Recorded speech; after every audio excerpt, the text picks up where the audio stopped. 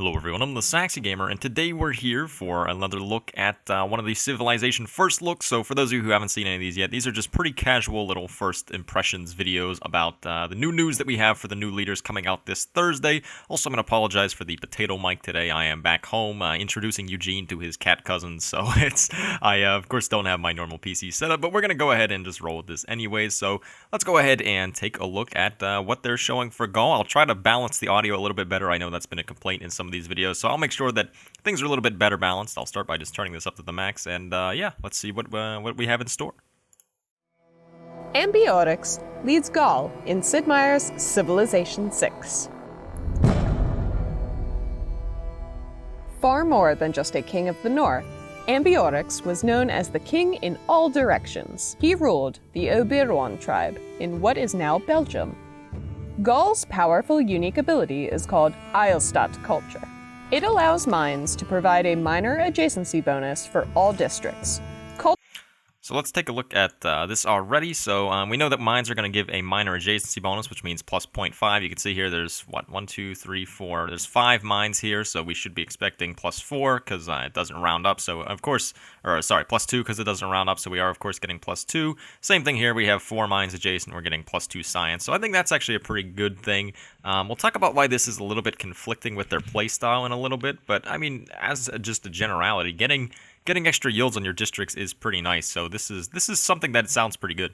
All districts, culture bomb, unknown territory, and grant additional culture. So you can also see here that we get, it looks like 1 culture from all of our mines, and obviously as we had seen before, we culture bomb adjacent tiles, which I think all of that stuff is pretty good. 1 culture on mines it's not a ton, but obviously it's going to add up as you get down a lot of mines, and you know, it will be eventually impactful. So the thing I wanted to start talking about already is that this is kind of like a culture civ, but at the same time not really, because they have a lot of bonuses to things that don't work well with culture victory. So mines are very unintuitive for culture victory because they decrease the appeal on surrounding tiles, which you don't want to do because then it makes it harder to get down seaside resorts, national parks, things of that sort.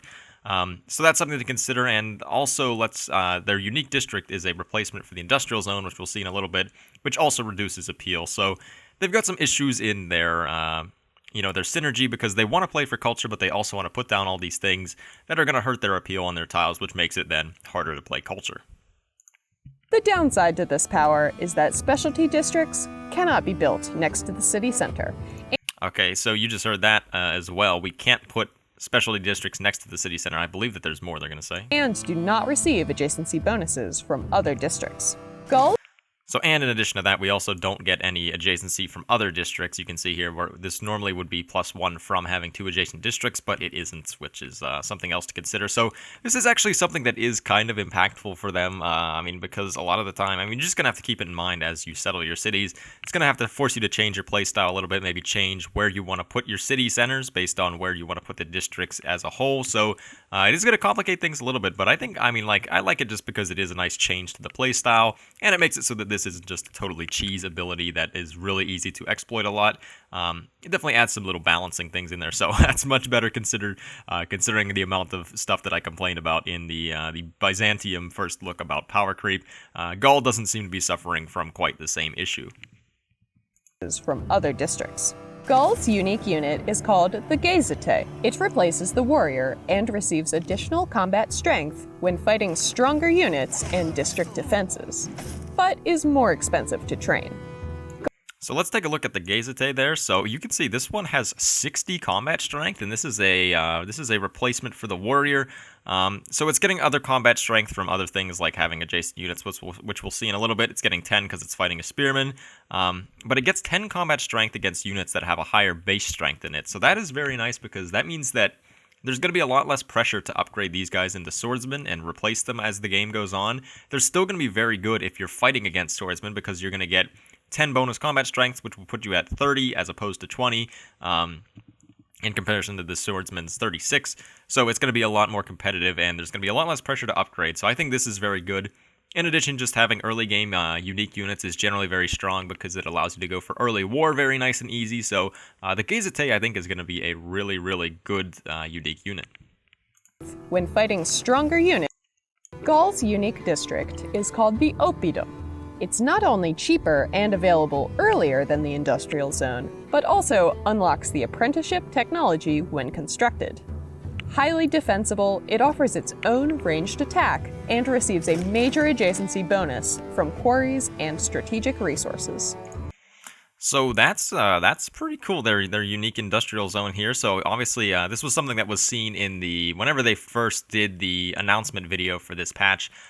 Somebody had pointed out the fact that there were effectively 2 encampments in a single city, and that was their unique district here. So you can see you get a ranged attack on it, which means, man, it's going to be really hard to attack this civ if they have these industrial zones and encampments out, because there's going to be so many ranged attacks coming at you. I wonder if these exert zone of control. If they do, that's going to be even more rude because it's going to slow down your movement as you try to attack them.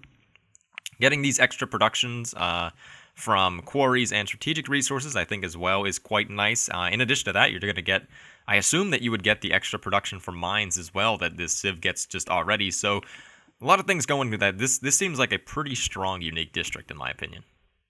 Ambiorix's ability is called King of the Elbirwa. Let me just point out there that I'm pretty sure that they edited that in, how she said the name there, because it's kind of difficult. Ready? Ambiorix's ability is...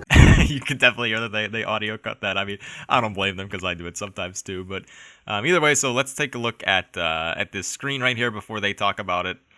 So we know that we gain culture equal to 20% of the unit's cost when a non-civilian unit is trained. I think that's pretty good. Once again, playing in towards kind of like the culture thing. So they kind of seem like a culture domination sort of combo, I think, which is a little bit conflicting because obviously when you're playing culture, you want to have trade routes and open borders with people because it increases your tourism output, but obviously that's not really coinciding with domination victory very much. We'll talk about this ability in a little bit more because they're going to talk about it more, but we can see the one that they already talked about, get a minor adjacency for all districts, so that I would assume that does include industrial zones, so it sounds like you get major adjacency on mines for your industrial zones as well, which is pretty cool. And you get a culture bomb, receive +1 culture, so that we've already seen. That's decent. It's not insane, but it's definitely decent.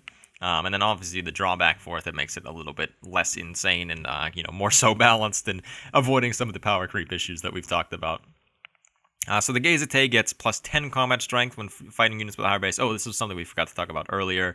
5 combat strength versus district defenses. So when you're attacking cities or encampments or stuff like that, you'll get a bit of extra combat strength, which I think is also nice. That's going to make it really good for early war as well. It's going to be very easy to take city centers.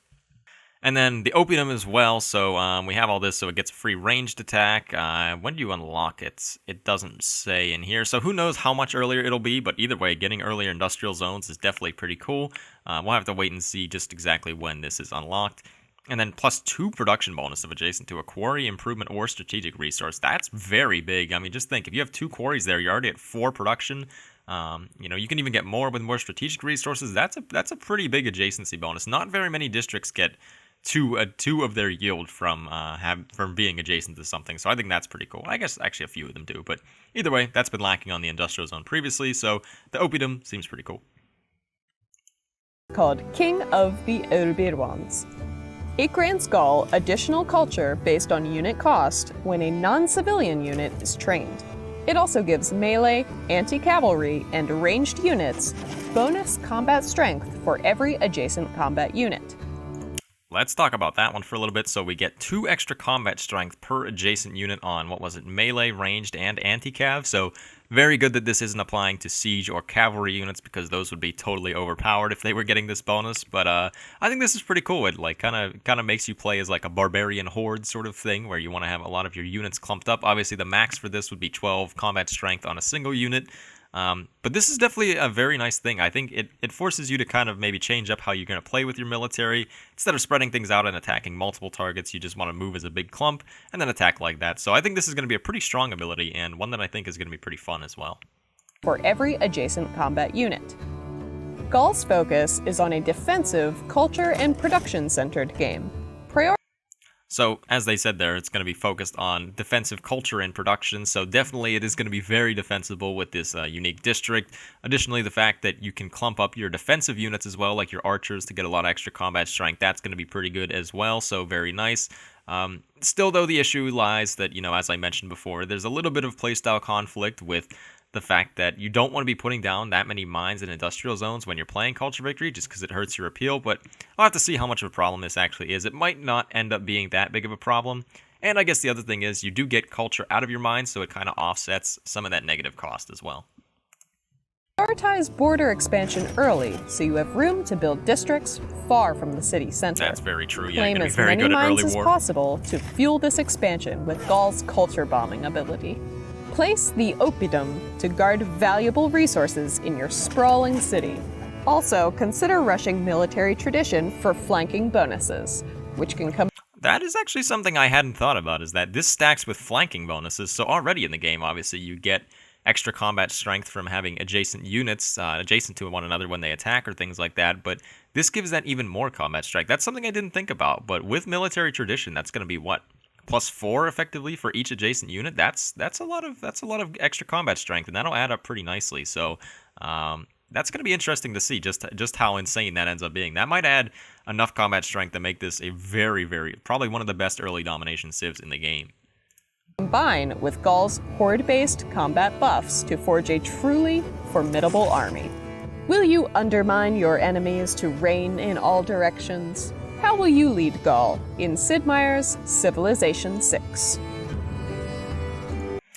Alright, so that's what we've seen from Gaul here, so I'll just give some kind of like final impressions and things of that sort. I think that the Gaul's going to be a decent civ. They're definitely going to be quite good. As I mentioned before, I'm very glad that they're not overpowered, as I think Byzantium is, and you know how people had said about Simon Bolivar as well. This definitely seems like a good civ and a fun civ, but one that doesn't upset the balance of the game too much. But it's going to be cool to try out their playstyle a little bit, you know, focus things around mines and having to place your districts one tile, at least one tile away from the city as opposed to right next to it. I think that's all going to be a nice change of pace to make you think differently when you play the game and, you know, hoard up your units as well to make them move as a big clump. I think that's going to be pretty cool, and I'm really excited to play this civ for early domination. It seems like they're going to be probably one of the best early domination civs in the game, as I mentioned. So let me know what you think of this civ in the comments section below, but thank you everyone for watching. I have been the Saxy Gamer. If you enjoyed the video, feel free to like. If not, feel free to dislike. And if you're looking for some more Civilization 6 content, feel free to subscribe.